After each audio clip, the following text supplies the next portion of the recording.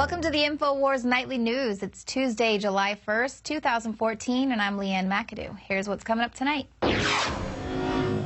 Tonight, the U.S. government's new scheme to silence the Snowden leaks.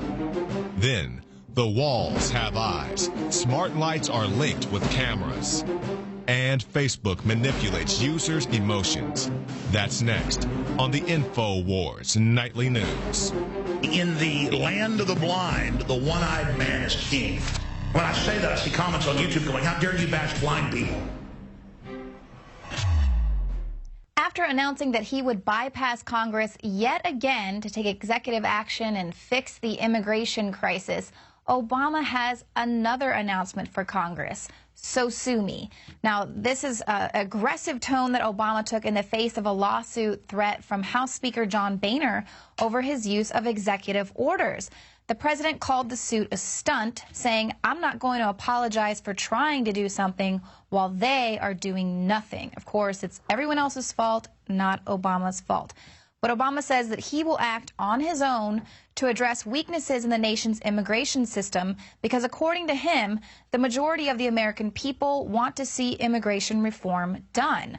But according to the latest Gallup poll, only 1 in 5 Americans want to see additional immigration, while 2 in 5 Americans want less. That's 41% who would like to see a decrease in immigration, and only 22% who would like to see it increase. And it's actually less than the percentage of Democrats who want it reduced, which is only 32%, according to that poll. But Obama also wants to lay the blame on Republicans in Congress, who he says they've voted and blocked everything that's tried to be done to help the middle class. But according to this shocking new study that was conducted by the Center for Immigration Studies, American-born workers have had a net loss in jobs since 2000, while all of the jobs created in that time have gone to immigrants.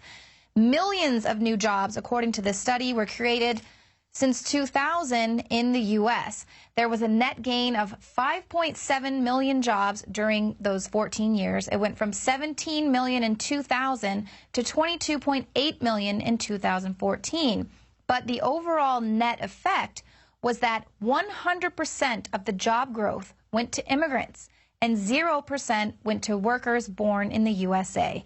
Now, despite the scandal of so few jobs for Americans, the legislation being pushed by Democrats for the so-called immigration reform, say it's going to vastly expand job opportunities for immigrants at the expense of American-born workers. So much for wanting to help the middle class. Now, Republican Senator Jeff Sessions of Alabama calls these findings shocking and says it represents a dramatic indictment of immigration policy in Washington. And he says the sensible, conservative, fair thing to do after 40 years of record immigration is to slow down, allow assimilation to occur, allow wages to rise, and to help workers of all backgrounds rise together into the middle class. Meanwhile, thanks to the executive orders that Obama had already enacted on his own dealing with immigration, we are set to see some 100,000 unaccompanied minors illegally crossing the border this year, bringing with them untold contagious diseases. Now, legal immigrants are always required to undergo medical screening, but these kids, they have no medical screening as well as no vaccine records. And, of course, if they do bring with them some contagious diseases that have already been eradicated here in the U.S., Americans will not have an immunity against it. And, of course, that's setting us up for a possible outbreak. Well, now a Texas judge is giving these illegal immigrants a welcome to America, basically weighing vaccinations for any illegal aliens that are being detained and processed at several locations in Texas's southernmost county. The elected official said he's concerned for public health and claimed that the county is prepared to weather the cost of vaccinating illegal immigrants that are showing signs of illness. Now, there's a county health team advising the judge. They say at this time there is no immediate health worry related to the immigrant surge, but they did express concerns that immigrants often undergo rapid processing and medical exams, which those can fail to spot communicable diseases. Of course, we have Border Patrol working overtime to get these people processed quickly so they can drop them off at the bus station and send them further into the interior.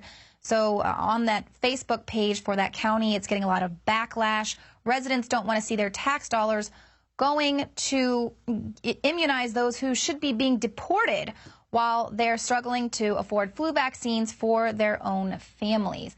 Now, the Center for Disease Control and Prevention has repeatedly been ignoring requests from Border Patrol unions to come and do something about this.